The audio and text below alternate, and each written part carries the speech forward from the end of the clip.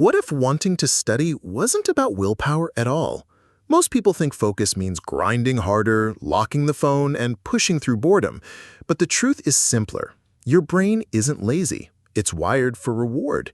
If you give it the right cues and the right payoffs, studying can feel less like a fight and more like something you actually want to do. In this video, I'll show you how I reprogrammed my brain to enjoy studying, using science and small habits, not magic or endless discipline. Studying competes with a machine built to capture attention. Short videos deliver novelty every 8 seconds. Notifications inject tiny hits of anticipation. Search boxes promise answers with no effort. Your reward system gets trained to expect quick feedback and effortless wins.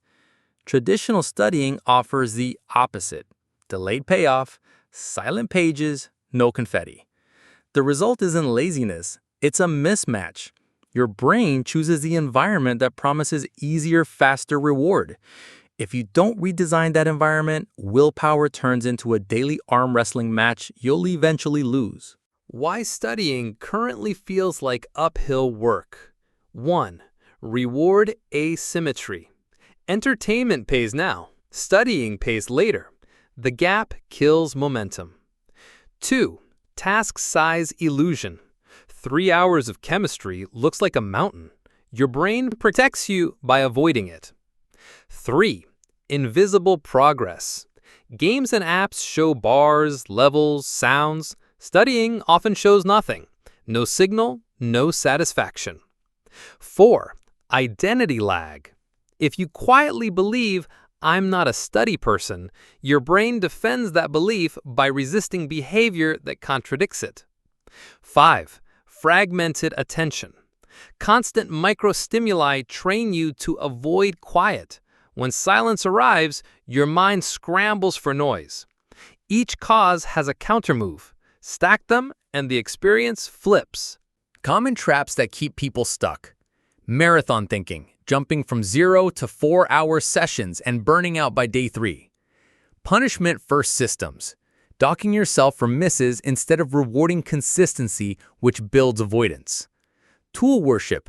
New app every week, no habit underneath. All or nothing goals. Miss a day, declare failure, quit. Vague plans. Study later competes poorly against the platform with push notifications and cliffhangers. Step 1. Redirect the reward. The dopamine budget. The goal isn't to become joyless. The goal is to move joy inside the study window. A. Temptation stacking. Reserve specific pleasures for study time only. A playlist, a scented tea, a particular lamp, a chair by the window. Your training and association. When the book opens, good things happen. B. Micro rewards, not mega bribes. Create checkpoints every 20 to 30 minutes. At each checkpoint, stand up, sip something, stretch. Check off one box on paper. The visual done is a reward. Paper beats apps here because the brain treats physical marks as more real. C. The win archive. Keep a tiny notebook for completed sessions, concepts learned, problem solved. 1 line per win. On days you don't feel like starting, read 3 lines. You're reminding your brain that effort pays. D. The finish line illusion. Place an obvious end, a page flag, at the 12th page, a timer at 25 minutes, 5 problems only. When the brain sees where it ends, it's willing to begin. Step 2. Shrink the task. Momentum engineering. You don't need motivation to start. You need friction to be low. A. The one-card start. Write the very first action on an index card the night before. Open notebook to page 42 and rewrite formula sheet. No decisions at launch. B. The 5-minute contract. Promise 5 minutes, not 50. Use a kitchen timer. If you want to quit at minute 6, you may. Most days you won't. Momentum has already started the engine. C. The lighthouse page. Stop a session in the middle of an easy step, not at the end. Leave a highlighted sentence, Next, example 3 with substitution. Your brain prefers unfinished loops. It will pull you back. D. The 2-tab rule. Digital studying, only 2 tabs, source plus notes. Every extra tab is a hidden tax on momentum. Step 3. Make progress visible. Gamify without the gimmicks. Your brain loves feedback. Give it honest, non-cheesy signals. A. Level map. Define levels by outcomes, not hours. Level 1. Complete 3 25-minute blocks this week. Level 2. Summarize each block in 3 bullet points. Level 3. Teach a concept to a friend or to your camera. Level 4. Past paper under timed conditions. Each level gets a small pre-chosen reward. B. Streak calendar. Print a monthly grid. Every study day gets a mark. Misses are fine. Doubles tomorrow, earn a circle. You're building continuity, not perfection. C. The boss fight. Once a week, schedule a boss fight. 40 to 60 minutes of focused problem solving with a single topic. No notes initially. Then review and patch gaps. The contrast between Monday and Friday's boss fights shows tangible growth. D. XP scoring, but grounded. Plus 10 for a 25-minute block. Plus 20 for a written summary. Plus 50 for a past paper.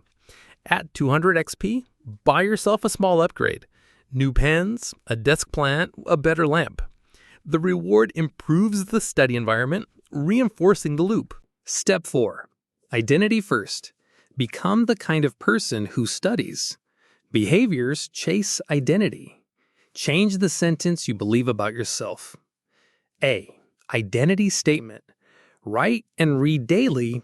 I am a deliberate learner. I show up for short, focused blocks, and I finish what I plan. Keep it visible on your desk. You're not lying to yourself. You're voting for the identity you're building. B. Environmental signals. Replace wallpaper with your next exam date or a clean, minimal quote about craftsmanship. Follow to creators who study deeply. Unfollow feeds that normalize constant distraction. Your environment whispers who you are all day. C. Public commitments. Tell 2 people what you're studying this week and when you'll update them. Not to seek praise, just to make the identity social. Humans keep promises to tribes. D. The study uniform. Choose a hoodie, a cap, or a bracelet you wear only during study blocks. It sounds silly.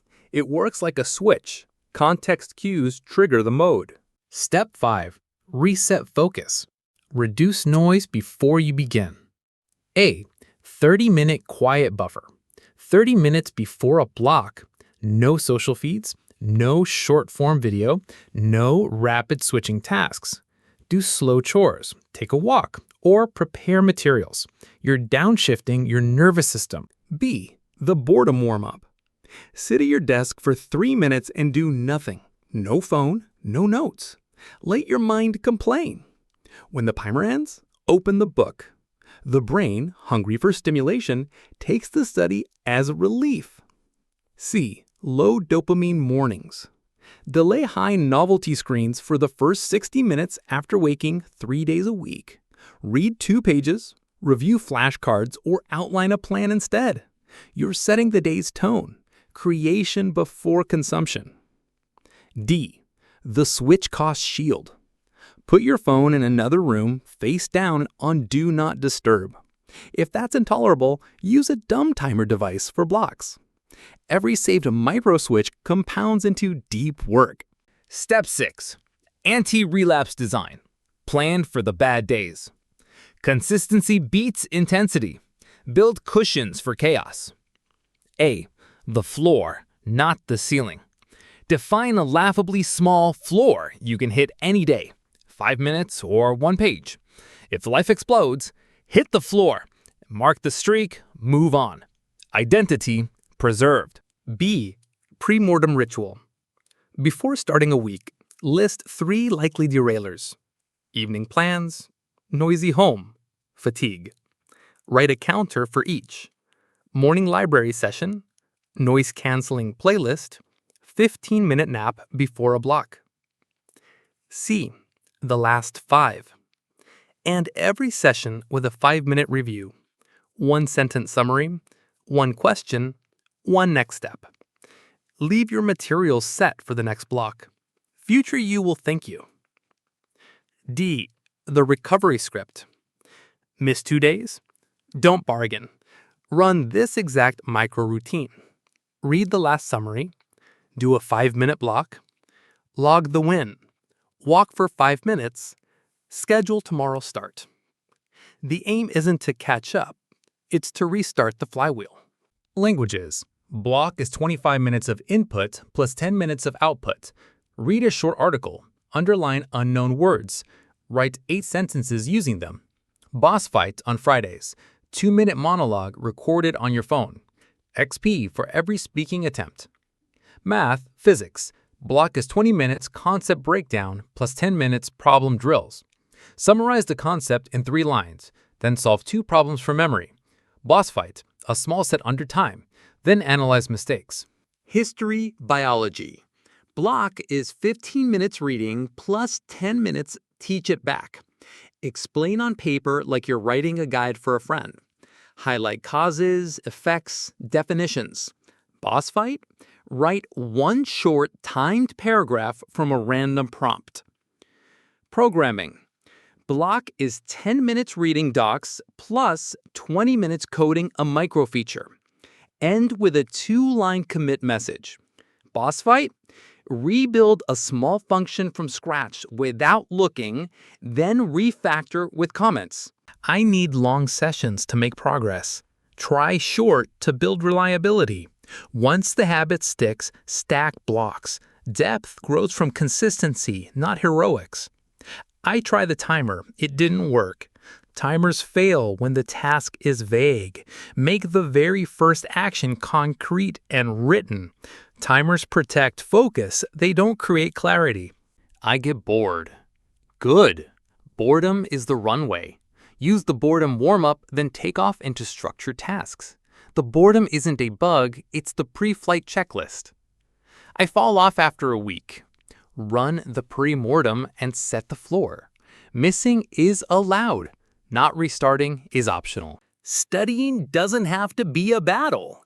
When you link effort to small rewards, protect your focus, and make learning feel personal, your brain starts to enjoy the process. It's not about forcing yourself. It's about setting the stage so studying feels natural. And once that happens, consistency is no longer a struggle.